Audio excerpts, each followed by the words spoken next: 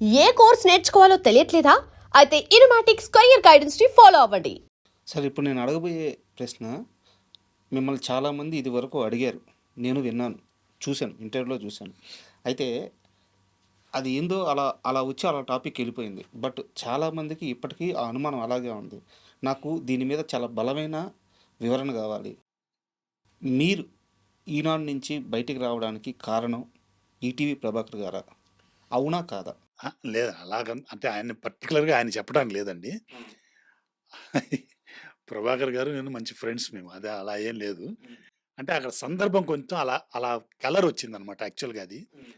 అంటే యాక్చువల్గా ఏంటంటే అండి, ఈటీవీలో ఆ రోజుల్లో కొంతమంది హీరోలు ఉన్నారనుకోండి. ఆ నలుగురు హీరోలు ఉంటే ఆ నలుగురు హీరోలు వాళ్ళ సీరియల్స్లో ఉండేవారు.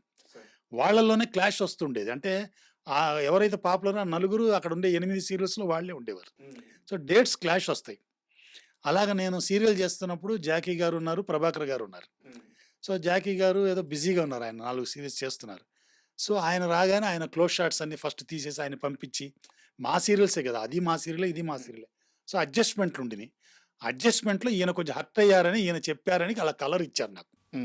అంతేగాని ఏదో ఆ టైం బాగాలేదు అంతేనండి. ఇంకే ఒకళ్ళ మీద నిందేయటం నాకు ఇప్పుడు ఎలా ఉన్నారు ప్రభాకర్ గారితో మీరు? నాకు చాలా మంచి స్నేహం అండి. మేము కలిసి కూడా పనిచేసాం. ఆయన యాడ్స్ అవి కొన్ని చేశాను నేను. మొన్న ఈ మధ్య కూడా యాక్టింగ్లు చేస్తున్నప్పుడు కూడా ఆయన కలిశాను. మాది అదేం లేదండి. మీరు గారు యాక్టర్ అయిన తర్వాత యాక్టింగ్ బాగా నేర్చుకున్నట్టున్నారు. ఎందుకంటే నేను యాక్టర్ అయిన తర్వాత యాక్టింగ్ నేర్చుకోవడం కాదు. 50 ఏళ్ళైంది పెళ్ళి. సో 50 ఏళ్ళ నుంచి యాక్టింగ్ చేస్తున్నాను. భర్తగా అది ఇప్పుడు కెమెరా ముందు పెడుతున్నారంతే. అయితే ఎందుకు అడుగుతున్నానంటే ఈ ప్రశ్న, ఆ రోజు యాక్చువల్గా సరే ఇక్కడ ప్రభాకర్ గారు మీ మీద చెప్పారా చెప్పలేదా, సార్ ప్రభాకర్ గారు ఆనందంగా ఉన్నారు, మీరు ఆనందంగా ఉన్నారు, అయితే సరదాగానే మాట్లాడుకుందాము. ఆ రోజు మీరు గారు ప్రభాకర్ గారి విషయంలో ఎంత ఫైర్ అయ్యారో నాకు తెలుసు. మళ్ళీ టెలికాస్ట్ అయిపోయిన ఎపిసోడ్కి నేను ఎందుకు షూట్ చేయాలి అంటే అలాగా, అంటే అదే వచ్చింది. మీ ఇద్దరి మధ్య ఎంత పెద్ద డిస్కషన్ జరిగిందో నాకు తెలుసు. ఆయనతో నాకు లేదండి, ఆయన మధ్య లేదు. ఆ ఇష్యూలో ఏముంటుంది కదా, ఆయనతో కాదండి. సో ఇప్పుడేమో చాలా సింపుల్గా చెప్పేస్తున్నారు. ఇప్పుడు ఎందుకండి, ఇప్పుడు జరిగిపోయింది, అది జరిగిపోయిన విషయం. ఆ తర్వాత కూడా ఆయనతో నేను కలిసి పనిచేశాను, ఆయనతో అయిపోయింది. నేను చెప్తున్నా కదా, అది అంటే అప్పుడున్న ఇప్పుడు ఏజ్కి అప్పుడు ఏజ్కి చాలా డిఫరెన్స్ ఉంది. అది కరెక్ట్. ఇప్పుడు కొంచెం ఇది జ్ఞానోదయం అయింది కదా. ఇది కరెక్ట్. సో అప్పుడు నేను కూడా హీట్లో చెప్పి ఉండొచ్చు. ఇప్పుడు నేను కూడా హీట్లోనే కదా మానేశాను ఆ సీరియల్. నేను వెళ్ళి సార్ దగ్గర అపాయింట్మెంట్ తీసుకుని వెళ్ళి చెప్పి ఉండొచ్చు. నేను కూడా ఎందుకు చెప్పలేదు నేను. మీరు అన్నట్టు టెలికాస్ట్ అయిన సీరియల్లో మళ్ళీ టెలికాస్ట్ అయిన ఎపిసోడ్ రీషూట్ ఏంటి అంటే నా మీద కావాలని చెప్తున్నారు, అది నేను చేయను అన్నట్టు చెప్పాను ఇప్పుడు. చాలా అయితే ఇంకో ఎమోషనల్ ప్రశ్న ఉంది నా దగ్గర.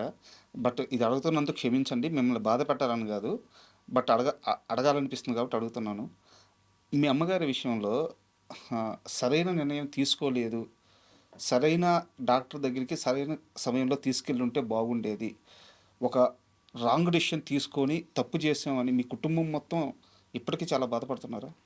లేదండి, అది మేము రాంగ్ డిసిషన్ తీసుకున్నది కాదండి. మా అమ్మగారికి అస్వస్థ అయిందండి. అస్వస్థ అయినప్పుడు ఆవిడ కొంచెం కష్టపడుతున్నప్పుడు మా నాన్నగారు ఏం చేశారంటే ఆవిడని నడిపించుకుని కారులో ఎక్కించుకొని ఒక పెద్ద కార్పొరేట్ హాస్పిటల్లో జాయిన్ చేశారండి. జాయిన్ చేసిన తర్వాత అక్కడ ఏమైందంటే, ఇప్పుడు హాస్పిటల్లో జాయిన్ చేయగానే ఏం చేస్తారు, పేషెంట్ని ముందు ఐసీయూలో తీసుకెళ్ళిపోతారు. ఎలా ఉన్నా ముందు ఐసీయూ తీసుకెళ్తారు కదా. ఐసీయూకి వెళ్తే మేము ఎవరు లోపలికి వెళ్ళటానికి లేదు. ఆ హాస్పిటల్ అప్పుడప్పుడే పెట్టింది. స్టాఫ్ అంతా కూడా కొత్త వాళ్ళు. సో వాళ్ళు ఏం చేశారు, ఐవీ ఎక్కించేటప్పుడు ఈ వెయిన్లోకి పెట్టాల్సిన దీన్ని పక్కకు జరిపి పెట్టారు. దాంతో ఏమైపోయింది, ఈ లిక్విడ్ అంతా కూడా హార్ట్లోకి వెళ్ళిపోయింది. మా అమ్మకి వెళ్ళిపోయి అమ్మ కోమాలోకి వెళ్ళిపోయారు. కోమాలోకి వెళ్ళేటప్పటికి అప్పుడు ఏమైందంటే హాస్పిటల్ వాళ్ళు చేసిన తప్పు కప్పిపుచ్చుకోవాలి, మాకెవరికి తెలియదు బయట ఉన్న వాళ్ళకి.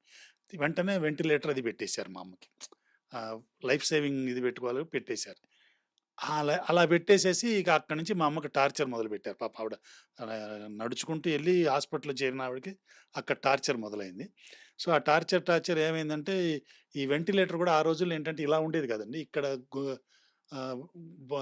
రంధ్రం చేసి ఇందులోంచి పెట్టేవారు అనమాట. అట్లా ఏదో ఉండేది. అది ఏదో క్లీనింగ్ అప్పుడు కూడా ఏదో ఊడిపోయి చాలాసేపు ఆక్సిజన్ కూడా వెళ్ళలేదు.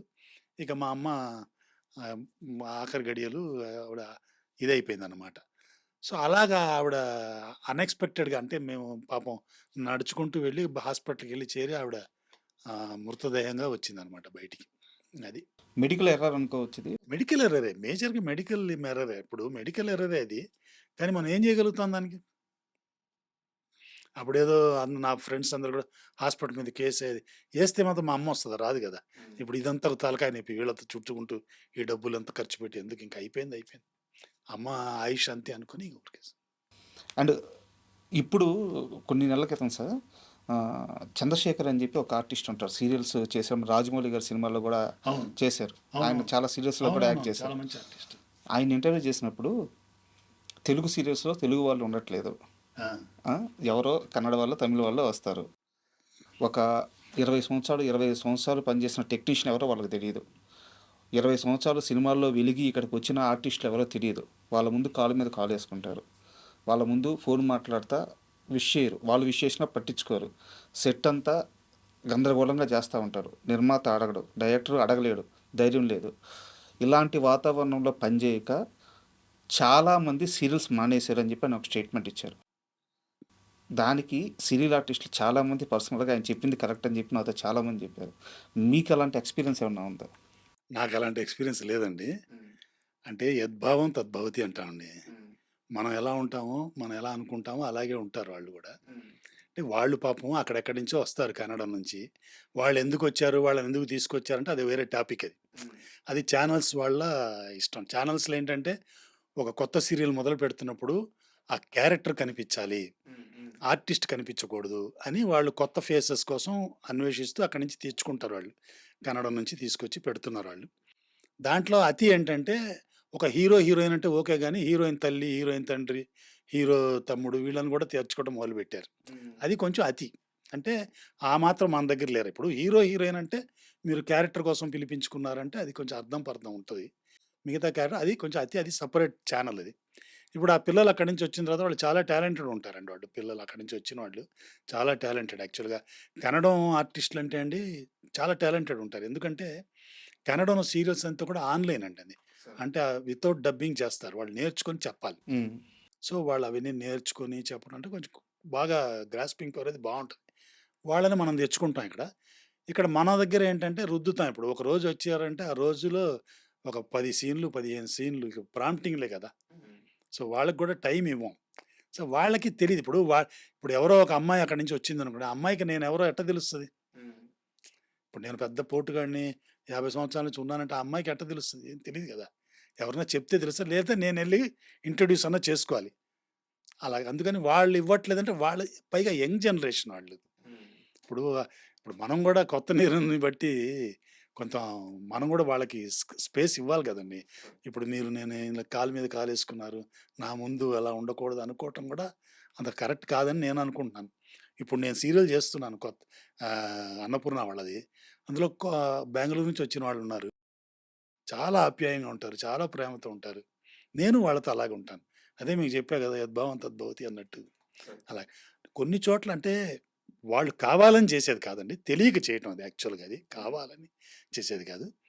ఇంకోటేంటంటే మనం గూడా కొంచెం అలాగా అలా చెయ్యాలి అని గూడా ఎక్స్‌పెక్ట్ చేయకూడదు. అది గూడా ఉంది గదండీ! ఇప్పుడు సినిమాలకెళ్తే మీరు అది ఎక్స్‌పెక్ట్ చేస్తారా మీరు? ఇప్పుడు సినిమాలకెళ్తే ఆ పెద్ద హీరో వచ్చి మీకు దండం పెట్టాలని మనమే ఎళ్లి అని సార్ నమస్తే సార్ అంటాం గదా! అండ్ రాజమౌళి గారితో కూడా మీరు వర్క్ చేసినట్టున్నారు. అంటే ఎలక్ట్రానిక్ మీడియాలో మా గురువుగారివి యాడ్స్‌లో అప్పుడు చేశానండి. ఎప్పుడు సార్ ఇది? ఏ ఇయరు? 97 ఆ ప్రాంతం ఉంటదేమో. 97, 98 ఆ ప్రాంతంలో గురువుగారు ఎలక్ట్రానిక్ మీడియా చేస్తున్నారండి. అందులో యాడ్స్ చేశారు. రాజమౌళి గారు, ఏలేటి చంద్రశేఖర్ గారు వీళ్ళందరూ చేసేవారు కదా! అందులో. వరా ముల్లపూడి గారు వీళ్ళందరూ చేశారు. మా గురువుగారు నన్ను కెమెరామాన్‌గా పెట్టేవారాయన. సార్. వీళ్ళందరికీ కామన్‌గా. ఇప్పుడు వరా ముల్లపూడి గారు కానివ్వండి, ఏలేటి చంద్రశేఖర్ గారికి, రాజమౌళి గారికి వాళ్ళకి తక్కువ చేశానండి. 2, 3 చేశాను. ముల్లపూడి వర గారితో చాలా చేశాను. వందలు చేశాను ఆయనతో. వాళ్ళిద్దరితో మాత్రం తక్కువ చేశాను నేను. అండ్ రాజమౌళి గారితో ఆ క్షణంలో, ఆ టైంలో మీకున్న ఏదన్నా ఒక ఎక్స్‌పీరియన్స్ గుర్తున్నది ఏమన్నా చెప్తారా? ఎక్స్‌పీరియన్స్ ఏం లేదు. ఆయనతో 4, 5 యాడ్స్ ఏదో చేశానండి. చేస్తున్నప్పుడు అంటే మనకు తెలీదు గదా! అప్పుడు. చేస్తున్నప్పుడు నేను కెమెరామాన్ ఎడిటర్‌నే గదా! ఎందుకు ఇన్ని తీస్తున్నాడు? ఇన్ని ఇన్ని సే ఏది వాడతాడు ఇందులోంచి ఈయన అని ఇప్పుడు ఇప్పుడు సజెషన్ తీశారు, మళ్ళీ క్లోజ్ తీశారు, మళ్ళీ కాంబినేషన్ తీస్తున్నాడు, మళ్ళీ అటు తీస్తున్నాడు అనిపించదు కదా అప్పుడు. ఏంటి ఇన్ని సార్లు తీస్తున్నాడు, ఇన్ని చేస్తున్నాడు. ఇప్పుడు మనం ఏంటంటే ఇప్పుడు మా వరాములపూడి గారి దగ్గర తీస్తున్నప్పుడు మనం ఈ షాట్ ఇంతే వాడతాం, ఈ షాట్ ఇలా వాడతాం, ఈ షాట్ ఇలా వాడతాం అని కరెక్ట్‌గా అంతంతే లెంతులు తీసుకుంటాం. ఇక్కడ ఆయనేమో 4, 5 వెరైటీలు అంటే ఆయన స్కూల్ అది. పర్ఫెక్షన్ కోసం అలా చేసేవారు. మనకప్పుడు అర్థం కాదు కదా! ఆయన ఇంత పెద్ద డైరెక్టర్ అవుతారంటే అప్పుడే సబ్బు వేసేసి ఉండేవాడిని అప్పుడు. ఆయన చెప్పిన షాట్ అన్ని తీసేవాడినేమో తెలీదు కదా! అలాగా అప్పుడు ఆయన కూడా ఫీల్ అయ్యి ఉండొచ్చు. వీడేంటి మనం చెప్తుంటే కొంచెం లా చూస్తున్నాడు వీడు తీయట్లేదు అని కూడా ఆయన తక్కువ చేసేసారు కదా! నన్ను ఎక్కువ పెట్టుకోలేదు కదా! అంటే అప్పుడే చెక్కేవాడు. ఆయన అది బై బ్లడ్‌లో ఉందండి. బై బర్త్ ఆయన. ఆయన మా గురువుగారిది శాంతినివాసం చేశారు కదా! సీరియల్ అప్పుడే చెప్పేవారు.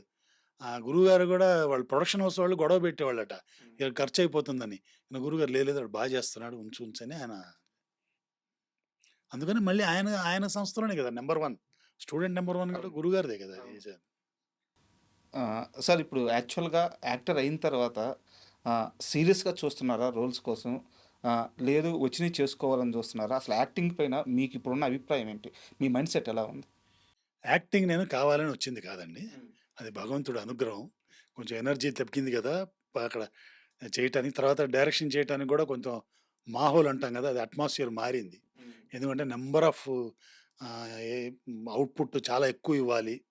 సో, మా ఈ ఏజ్‌లో అంత అవుట్‌పుట్ ఎక్కువ ఇవ్వాలంటే కొంచెం కాంప్రమైజ్ అవ్వాలి. అలా అయ్యి చేయటం మనకి తెలీదు. సో, మనం ఏదో చెక్కి ఇలా తీసే రకాలు ఇవి. సో, చేయలేం కాబట్టి కొంచెం ఇటు సైడ్ కూడా ఒక దారి చూపించాడు కాబట్టి భగవంతుడు అటు వెళ్తున్నాను కానీ నేనంతట నేను వెళ్ళి ఎప్పుడు ట్రై చేసింది లేదండి. ఆర్టిస్ట్‌గా నేను ఎక్కడ కూడా ఎవరిని వెళ్ళి ఇంతవరకు క్యారెక్టర్స్ అడిగింది లేదు. వచ్చినవి ఏంటంటే నేనేంటంటే ఎక్కువ ఇంట్రెస్ట్ నాకేంటంటే ఆ షూటింగ్‌కెళ్ళినప్పుడు మెయిన్‌గా రెమ్యునరేషన్ కాదండి. ఆ టెక్నాలజీ కొత్తగా ఏం వాడుతున్నారు? వీళ్ళెట్టా తీస్తున్నారు? ఏం నేర్చుకుంటున్నాం? ఏం చేయకూడదో కూడా నేర్చుకోవచ్చు. ఇలా షూటింగ్‌కెళ్ళినప్పుడు ఏమేం చేయకూడదో కూడా నేర్చుకుంటుంటాను. ఇవన్నీ కొంచెం ఎడ్యుకేషన్ అవుతదని కూడా నేను వెళ్తుంటానండి యాక్టింగ్‌కి మెయిన్‌గా. సో, అది అంటే అంతేగాని నేనెళ్ళి ఎవరినో అడగటాలు అలాంటివి ఏం లేదు ఇప్పటిదాకా. ఆలోచన ఉందా? అంటే అలా అంత అవసరం భగవంతుడు ఇవ్వలేదు. ఏదో ఒకటి కల్పిస్తున్నాడు చేసుకుంటూ వెళ్తున్నాను నేను. అంటే మేకర్స్‌కి ఒక క్లారిటీ రావడానికి మీరు ఫస్ట్ ప్రయారిటీ ఏంటి ఇప్పుడు? ఎనీథింగ్ ఇన్ ఫిల్మ్ మేకింగ్ అండి. మీరు స్టిల్స్ వచ్చి తీయమన్నా తీస్తాను. ఫిల్మ్ మేకింగ్ సంబంధించి ఏదైనా పర్లేదు. నాకు సరిపడా క్యారెక్టర్ ఉందంటే వాళ్ళే పిలుస్తారు కదా సార్. పిలిచినప్పుడు ఎళ్లి తప్పకుండా చేస్తాను. And thank you very much sir. ఎందుకంటే ఆహ్, మీరు ఇంటర్వ్యూకి వస్తారన్నప్పుడు చాలా భయమేసింది. అయ్యో! ఈయన నేను నా వయసే 35 సంవత్సరాలు. ఇండస్ట్రీలో ఈయన ప్రయాణం 50 సంవత్సరాలు. నేను ఏ విధంగా మాట్లాడగలను అనుకున్నాను. బట్ ఫస్ట్ ఆఫ్ ఆల్ నన్ను చాలా కంఫర్టబుల్‌గా ఉంచారు మీరు. అయ్యయ్యో! ఆ ధైర్యం నాకిచ్చారు. అండ్ మిమ్మల్ని కూడా నేను సాటిస్ఫాక్షన్‌గా పంపిస్తున్నానని అనుకుంటున్నాను. తప్పకుండా నిజంగా అండి. అంటే చాలా అంటే నేను ఇంత ఎక్స్‌పెక్ట్ చేయలేదు. మీరు ఇంత హోమ్ వర్క్ చేసి, ఇంత చేసి నన్ను గురించి అడుగుతారనుకోలేదు. ఎందుకంటే రెగ్యులర్‌గా అడిగేది మీరెప్పుడొచ్చారు? ఎలా వచ్చారు? ఇలా కాకుండా టెక్నికల్‌గా ఇవన్నీ కూడా బాగా అడిగారు. చాలా చాలా థాంక్స్. అలాగే ఐ డ్రీమ్ సంస్థకి, మా సుధాకర్‌కి వీళ్ళందరికీ కూడా నా హృదయపూర్వక కృతజ్ఞతలు. Thank you. Thank you so much. స్వస్తి.